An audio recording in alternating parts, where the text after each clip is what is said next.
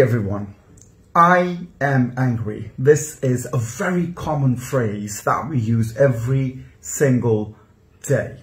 Today, me and Ryan, we are going to discuss 3 alternative phrases that we can use instead of this one. Especially IELTS learners. Now, I want you to stop saying I am angry from today. Rather, you use the alternative 3 phrases we are going to discuss today to sound more trendy and classy.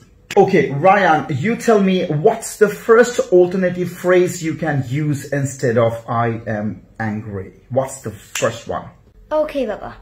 The first one is I am annoyed. Okay, thank you. Now, I want you to pronounce this annoyed and not annoyed. I found many people pronounce this annoyed. No, it would be annoyed.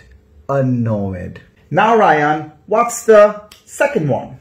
The second one is I am irritated. Okay, and what's the third one? The third one is I am displeased. Ryan said, I am displeased, and personally, this is my favorite. Now, from today, I want you people to not use I am angry, and rather you use the alternative 3 phrases and sound more trendy. Thank you very much. Thank you.